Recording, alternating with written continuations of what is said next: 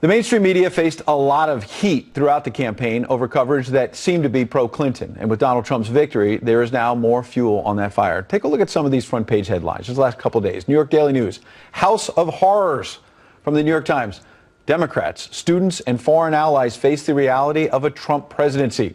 USA Today wrote today, rise in racist acts follow election. Underneath that, they covered Mr. Trump's actual diplomatic swing through Washington. Joe Concha, media reporter and columnist for The Hill, is here to decipher what's really going on here. We appreciate you coming in on Friday night, Joe.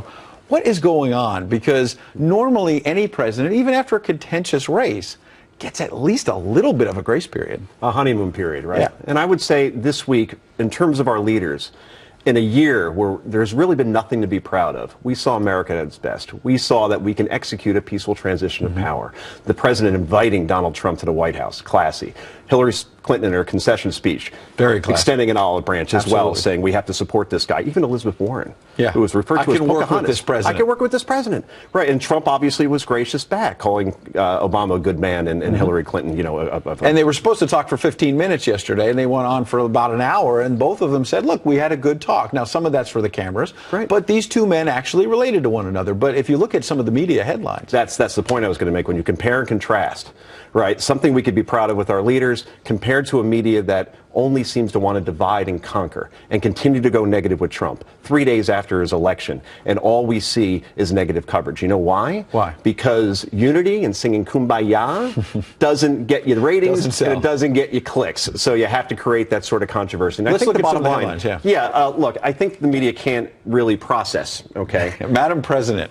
What happened? They expected this sort of headline. That's from Newsweek magazine. They do what they do with the Super Bowl. They do, you know, both teams winning, and that was the one that they had. So that's what they expected. But here's the bottom line. They've missed the story here, Ed, because Trump supporters were portrayed this way. This is the Week magazine from October 28th, and this is if Trump won, this would be the result. People rioting in the streets with AR-15s and pitchforks. And wow, what happened? No one considered if Trump won, Clinton supporters would never do that because they're too intelligent and too civilized to ever. And all I know is when I was walking here, they'd be doing it. Right. And last night in Portland, Oregon, it was not just protests. People are allowed to express their opinions. There are a lot of people frustrated in this country right now about Donald Trump being elected. Free speech. But they started smashing windows. Local police say it wasn't a protest, it was a riot.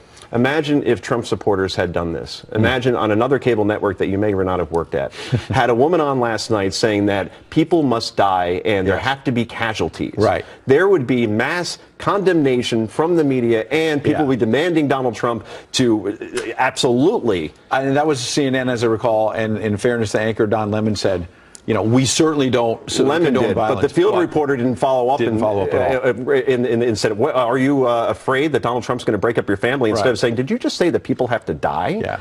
Right? So, look. Joe Concha, we appreciate you coming in. Oh, no, thank you for having me. It's like the final episode of MASH that I'm on, but different. This is great. Bye on the record. We appreciate you being here, Joe.